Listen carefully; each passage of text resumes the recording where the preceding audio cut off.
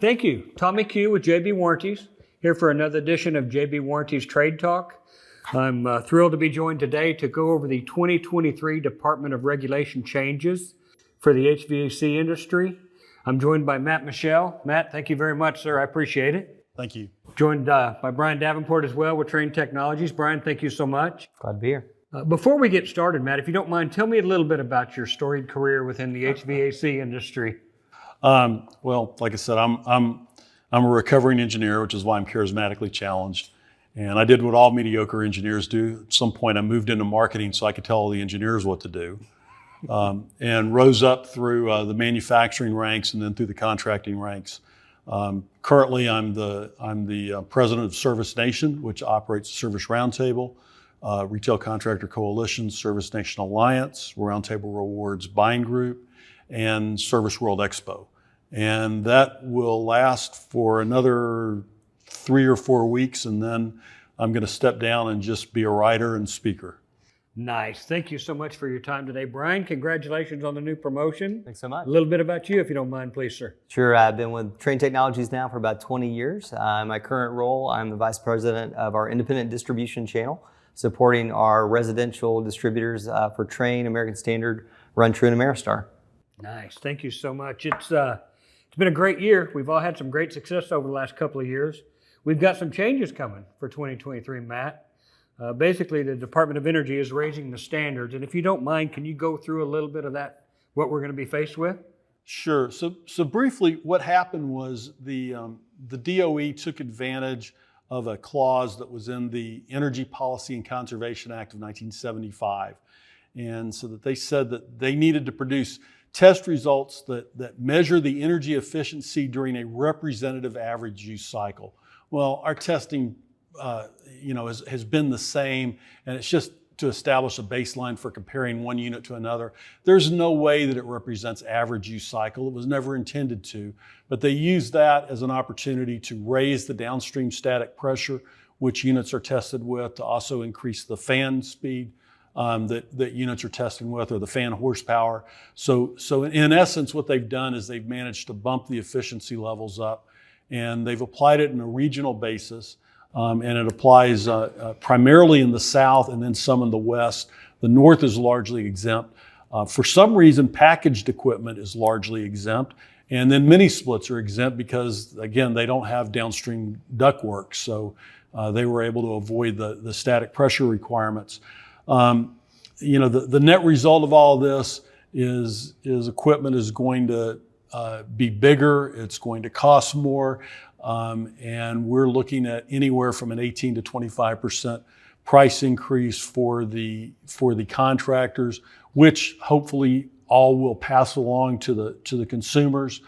This will further impact the industry. It'll make us a little bit more profitable because we will have more revenue with less installations, because we're still facing that shipment cliff where we're seeing a historical trend of installations dropping off.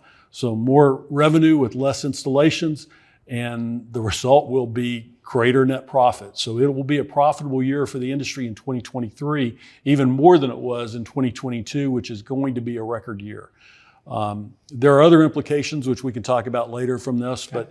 But it's primarily it's regional, and it affects the Southeast and West more than it does the North. And I think every contractor by now should be aware from their distributors on what to do and how to impact it and clean up their inventory levels.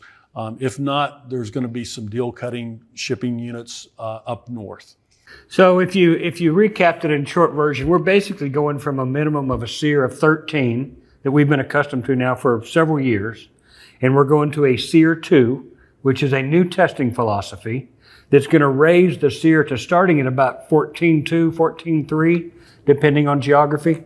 Yeah, we're gonna end up really with 15 SEER. I mean, so 14.2 SEER, and we're gonna have a 14.3, I think, SEER 2, which is about a 15 SEER under the old testing standards.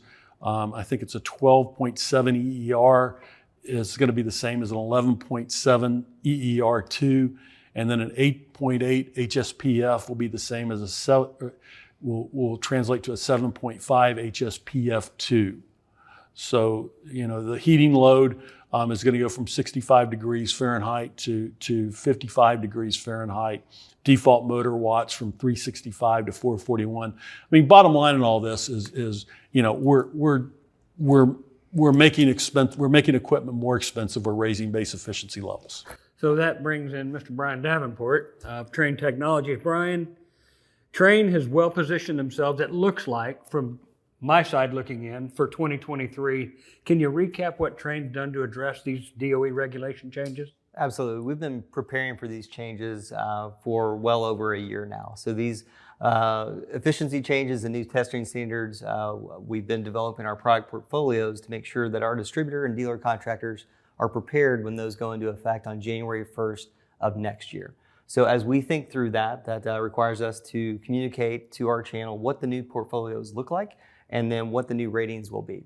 And so we've been doing that over the course of the summer to make sure we educate our dealers and distributors on the new standards, but also what our new system matchups will look like, because those will be changing. As Matt talked about, the minimum efficiency is going to go up, and so that requires, in many cases, new ratings on the entry level of products. Within our portfolio, the higher end efficiencies are largely unchanged, but will require new ratings with the new SEER 2 efficiencies, but that portfolio looks very much the same. It's really on the entry level side of the equation where you're going to see the most changes that will be coming.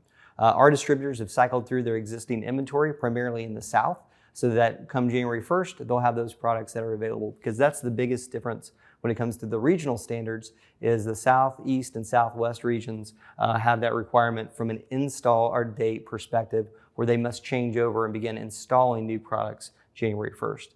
In the North, it's based on manufacture date. So they have the opportunity to sell through that product well into 2023. Will you see some of your distribution channels ship product or sell product to, call it, friendly distribution partners throughout the United States? That's absolutely a possibility. I think we've seen that in some cases before. But what I've been really pleased to see is a proactive preparation on not only our side, but also our distributor side, to make sure that they're managing through that inventory. So that will be very minimal. But I do expect that there's going to be some that will happen after the first of the year. The market's changing quite a bit. Do you see 2023 setting up to be a growth year in numbers of units sold?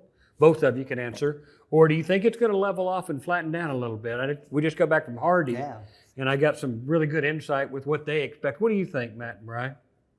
Maybe I'll jump in first. So obviously, I think there's a lot of uncertainty on the horizon from a demand perspective as we enter 2023. I think there's some general sense that there's some softening in the market. And so we'll look and see how that impacts it. I think with what we talked about earlier with price, these new systems will cost more. So I think that's going to protect a lot of dealers and distributors' top line revenue, but it may result in short term fewer boxes being sold. If we have to look at RNC, residential new construction, as well as add-on replacement. If we look at the RNC market, of course, all the projections are that housing starts are trending down as interest rates rise. There's going to be fewer new construction installations. And then on the replacement side, we know in the past, everything else being equal, we know in the past that when we had the first Minimum Appliance Efficiency Standards Act go into place, we saw a flattening of shipments on the replacement side. And then we saw the same thing happen when the 13 SEER was implemented. So we know if it's happened before, we can expect it again. So what's going to happen is there's a little bit of sticker shock, and consumers will defer replacements a year or two if they can. And that's especially going to be the case because we've had plenty of price increases over the last year due to some of the supply chain issues.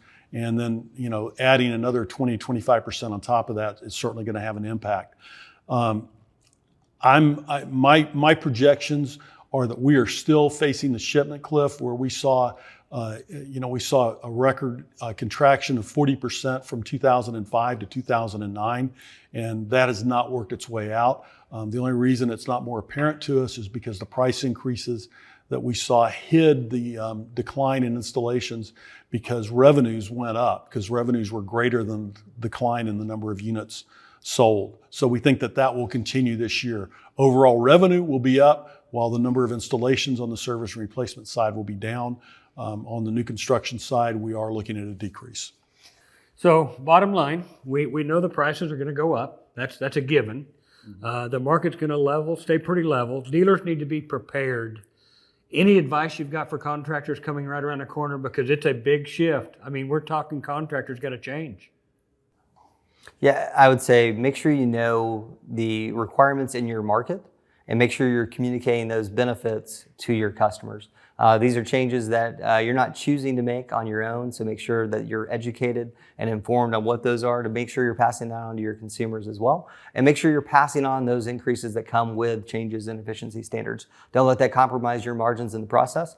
Make sure you're protecting yourself along the way.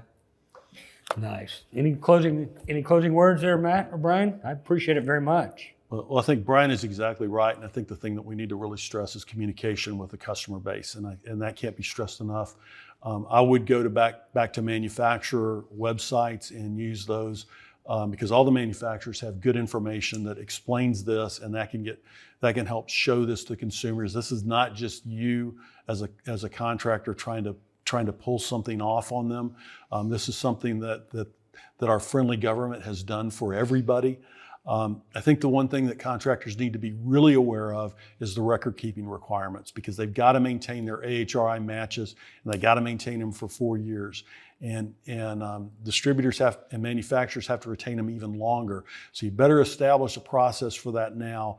Make sure that you've got them on hand for every installation that you perform starting January 1st going forward, because if a disgruntled employee, if a competitor, if anybody turns you in or claims that you are not adhering to the new efficiency standards and the DOE comes in and takes a look at this, you had better be able to justify it, because you're guilty until proven innocent.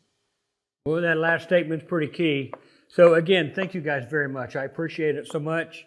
Again, another edition of JB Warranties Trade Talk. Thanks, and have a good evening.